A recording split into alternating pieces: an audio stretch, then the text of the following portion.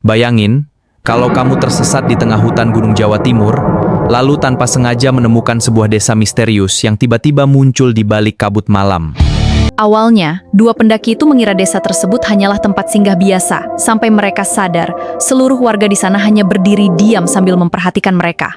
Suasana desa itu terasa sangat aneh, karena tidak ada terdengar suara hewan, suara percakapan warga, ataupun aktivitas malam seperti desa pada umumnya. Beberapa warga terlihat memakai pakaian gelap dengan wajah pucat, sambil terus menatap kedua pendaki itu, tanpa menunjukkan ekspresi sedikit pun.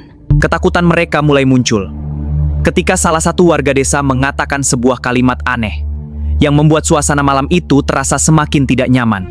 Kisah ini bermula saat dua anggota Mapala bernama Damar dan Erik yang berangkat untuk survei jalur pendakian baru di sebuah gunung di Jawa Timur. Karena anggota lain sedang sibuk kuliah dan ujian, akhirnya hanya mereka berdua yang memutuskan naik gunung malam itu. Jalur yang mereka pilih bukan jalur resmi, dan bahkan pos pendakian yang mereka datangi terlihat kosong tanpa penjaga.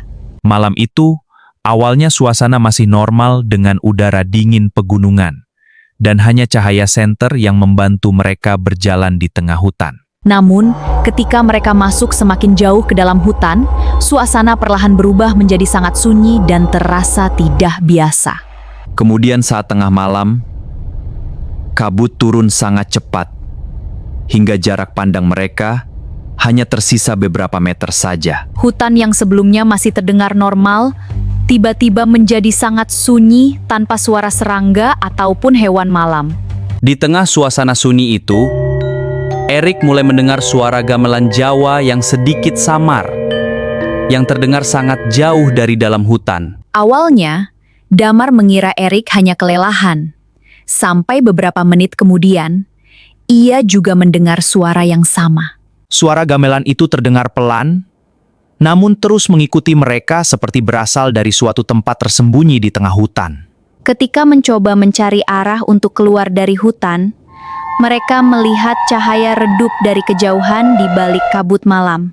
Karena mengira itu adalah pos pendakian atau perkampungan warga, mereka langsung berjalan menuju sumber cahaya tersebut. Namun semakin dekat dari sumber cahaya tersebut, mereka mulai sadar bahwa tempat yang mereka dekati bukan tempat yang biasa. Di tengah hutan itu, mereka melihat sebuah desa kecil dengan rumah-rumah kayu yang berjajar rapi dan lampu minyak yang menyala redup.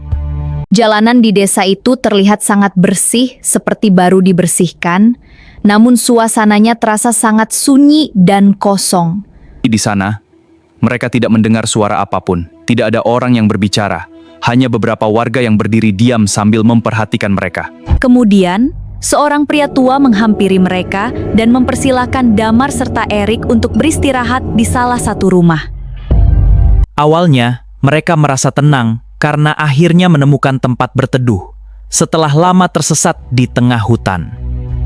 Namun, semakin lama mereka berada di desa itu, Damar mulai merasa bahwa ada sesuatu yang tidak biasa dari para warganya. Semua warga di desa itu terlihat memakai pakaian gelap dengan wajah pucat dan tatapan kosong tanpa ekspresi. Dan hal yang paling membuat Damar merinding, tidak ada satupun warga yang terlihat tersenyum sejak mereka datang. Beberapa perempuan hanya duduk diam sambil menundukkan kepala, seperti suasana orang yang sedang berkabung. Lalu, anak-anak kecil di desa itu juga hanya berdiri diam sambil melihat mereka tanpa berbicara sedikit pun. Saat mencoba berbicara dengan salah satu warga, Damar mendengar sebuah kalimat aneh yang langsung membuat suasana terasa semakin mencekam.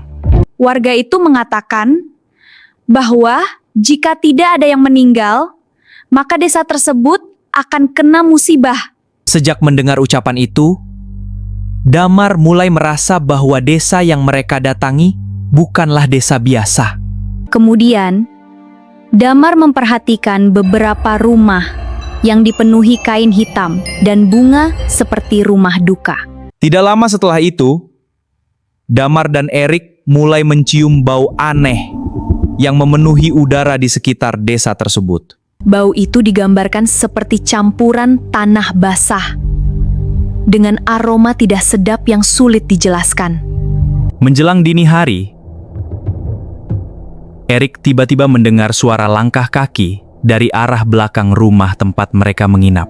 Karena penasaran dengan suara itu, Erik akhirnya keluar dan berjalan menuju belakang rumah yang dipenuhi kabut. Saat melihat ke arah kebun belakang rumah, Erik melihat banyak sosok berdiri diam di tengah kabut tanpa bergerak sedikit pun. Sosok-sosok itu hanya berdiri, sambil menghadap ke arah rumah tempat Damar dan Erik sedang beristirahat. Saat petir menyambar sesaat, Erik mengaku melihat wajah sosok-sosok itu tampak pucat dengan tatapan kosong yang membuatnya langsung panik. Karena ketakutan, Erik langsung kembali masuk ke dalam rumah sambil mencoba menenangkan dirinya. Setelah menceritakan kepada Damar apa yang dilihatnya, Damar dan Erik akhirnya sepakat untuk pergi sebelum matahari terbit. Mereka kemudian berjalan meninggalkan desa, melalui jalan yang sama saat mereka pertama kali datang di desa itu. Namun setelah berjalan cukup lama di tengah hutan yang berkabut, mereka justru kembali melihat desa yang sama di hadapan mereka. Kemudian, mereka mencoba mencari jalur lain untuk keluar, tetapi hasilnya tetap sama. Desa itu tetap muncul kembali.